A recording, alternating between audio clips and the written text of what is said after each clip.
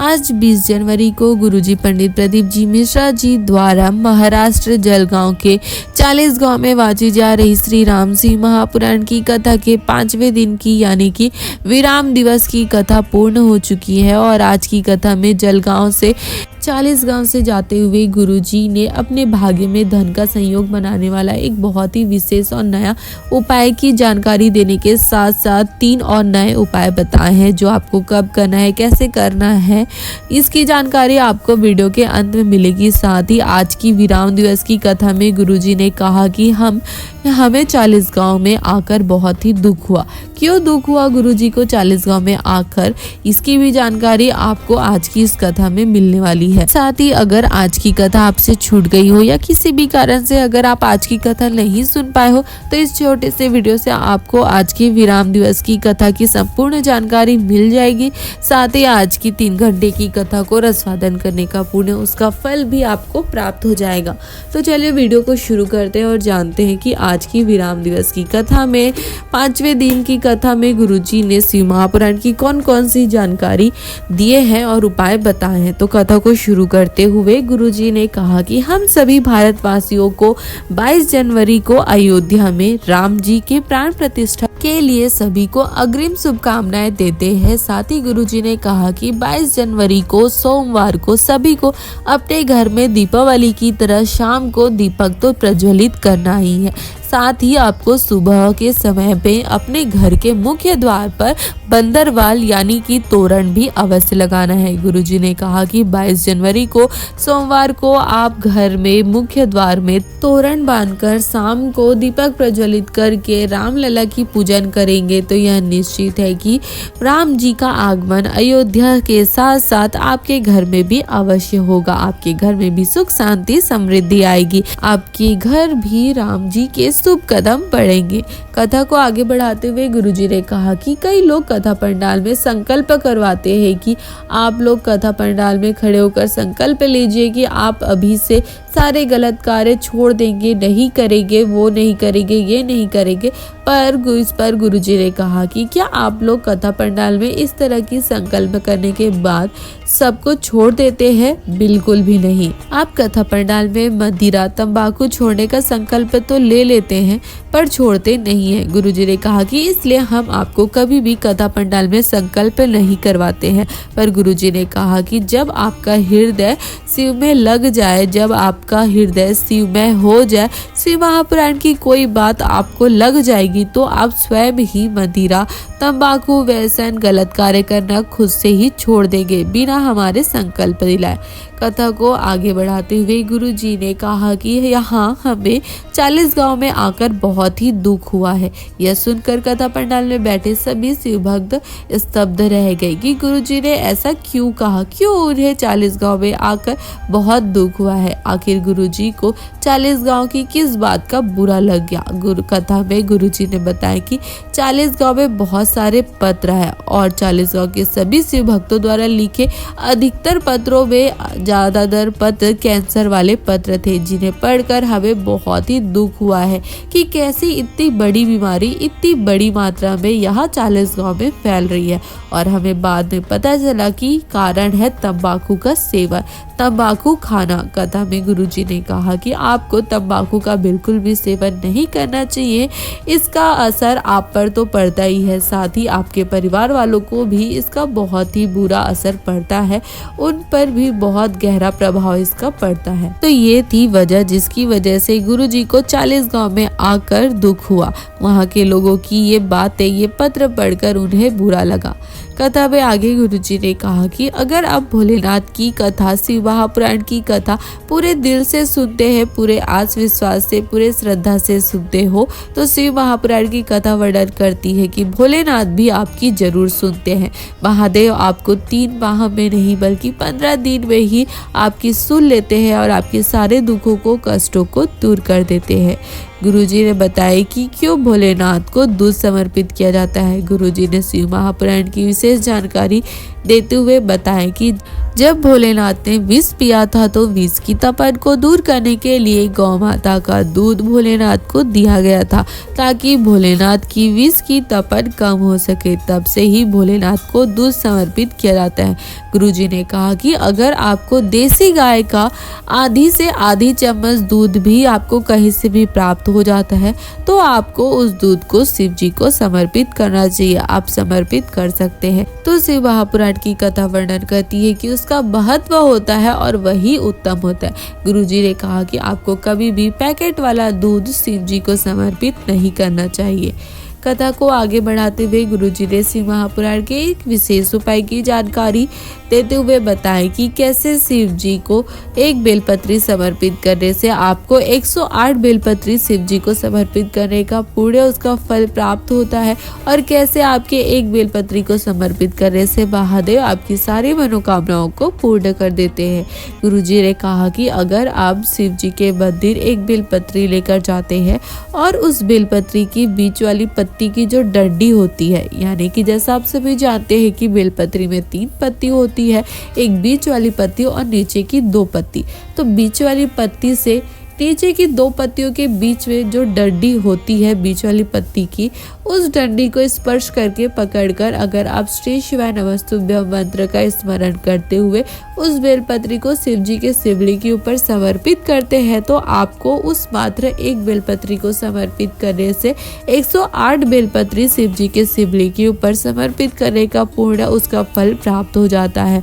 और आपके उस चढ़ाए हुए एक बेलपत्री से शिव जी प्रसन्न होकर आपको उसका पुण्य उसका फल प्रदान करते हैं और आपकी सारी मनोकामनाओं को पूरी कर देते हैं। आप जो भी महादेव से मांगते हो महादेव उसको आपको प्रदान करते हैं। आप 21 जनवरी को पुत्रता एकादशी की विशेष तिथि को भी इस विशेष उपाय को कर सकते हो। गुरुजी ने कहा कि इस उपाय को आप किसी भी दिन कर सकते हो, पर अगर आप सोमवार को या एकादशी के दिन या सोमवार की अष्टमी को या फिर आप मासिक शिवरात्रि को या प्रदोष के दिन इस उपाय को करते हो तो इसका विशेष फल विशेष लाभ आपको प्राप्त होता है। कथा में आगे गुरुजी ने कहा कि अगर आपके पास शिव जी को समर्पित करने के लिए कोई भी सामग्री नहीं है, ना ही आपके पास अक्षत है, ना चंदन है, ना ही आपके पास बेलपत्री है,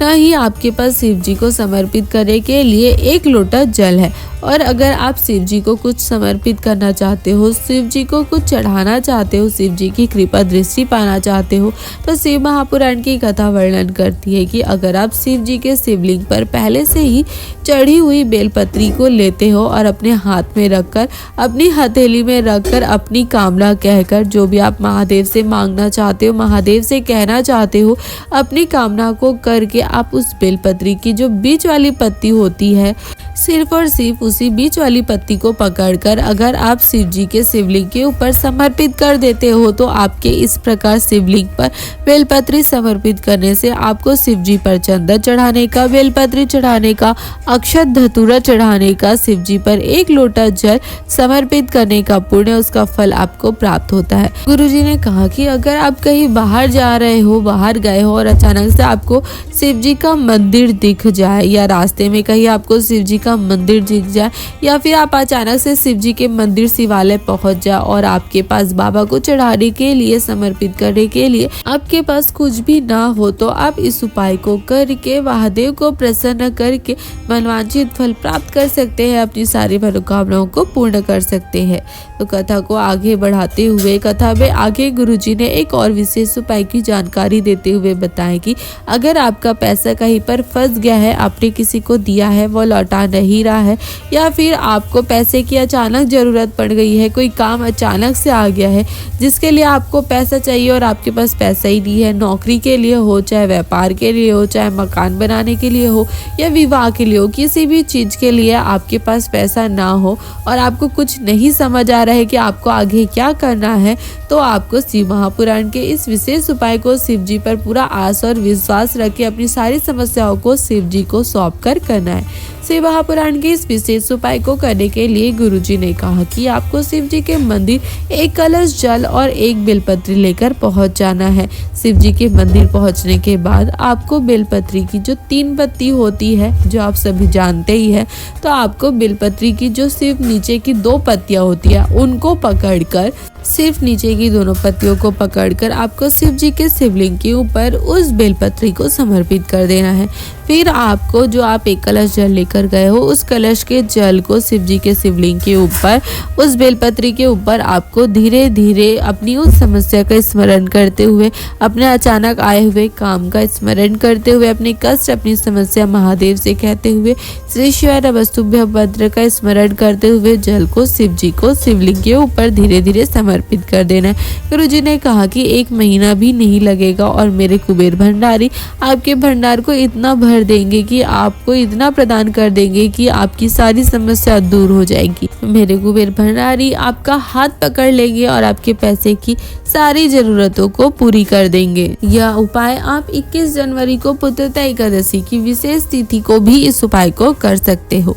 कथा को आगे बढ़ाते हुए गुरुजी ने बताया कि कुबेर को धन देने वाले कौन है। गुरुजी ने कहा कि शिव महापुराण की कथा वर्णन करती है कि कुबेर को धन देने वाले मेरे कुबेरेश्वर महादेव मेरे कुबेर भंडारी है। कथा में आगे गुरुजी ने लक्ष्मी नारायण के एक संवाद का वर्णन करते हुए बताया कि एक बार नारायण ने माता लक्ष्मी से पूछा कि आपके पास इतनी धन संपदा कहाँ से आती है। तो माता लक्ष्मी ने उत्तर दिया और कहा कि मेरे माता पिता ने मुझे सिखाया है कि कभी भी किसी के सामने हाथ मत फैलाना। तो मैं भी एक बेलपत्र लेकर उसकी बीच वाली पत्ती को पकड़ते हुए कुबेर के साथ भोलेनाथ का आह्वान करती हूँ और महादेव कुबेर भंडारी मुझे इतना जो प्रदान करते हैं वो मैं जनमानस के कल्याण में वितरण कर देती हूँ। कथा में आगे गुरुजी ने बताया कि बेलपत्री की जो बीच वाली पत्ती होती है उसमें शिव जी का वास होता है।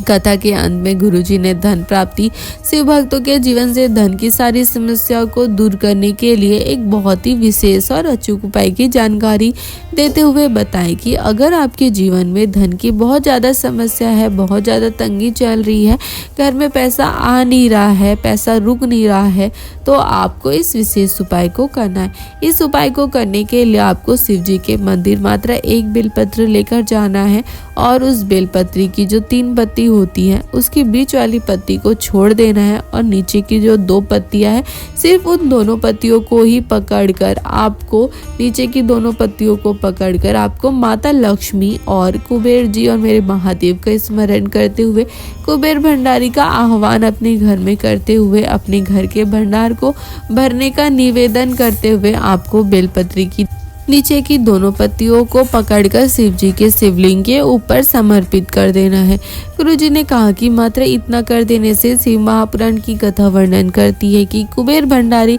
महादेव माता लक्ष्मी आपके भंडार को भरने के सारे रास्ते बनाना शुरू कर देते हैं और आपके घर में धन आना, पैसा आना शुरू हो जाता है। बहुत ही विशेष उपाय है। आप कल पुत्रता एकादशी की विशेष तिथि को भी इस उपाय को कर सकते हो। गुरुजी ने कहा कि शिव महापुराण की कथा वर्णन करती है कि इस उपाय को करने से आपके जीवन में, आपके भाग्य में धन के सारे सहयोग बनने लगते हैं। ये भी बहुत ही आसान उपाय है जो आप कर सकते हो। कथा में आगे गुरुजी ने बताया कि हम कल 21 जनवरी को श्री राम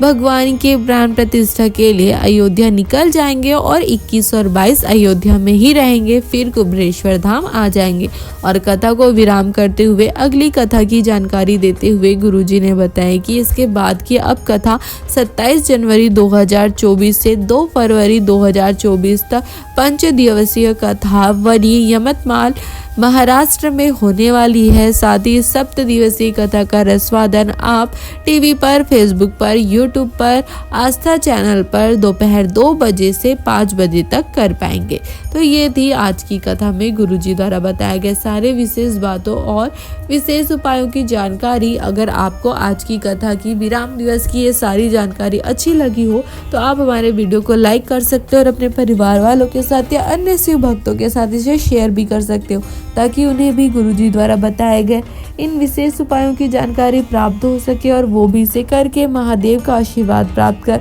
अपने जीवन के सारे दुखों को, कष्टों को दूर कर अपने जीवन में आनंद और सुख की प्राप्ति कर सके। हर हर महादेव।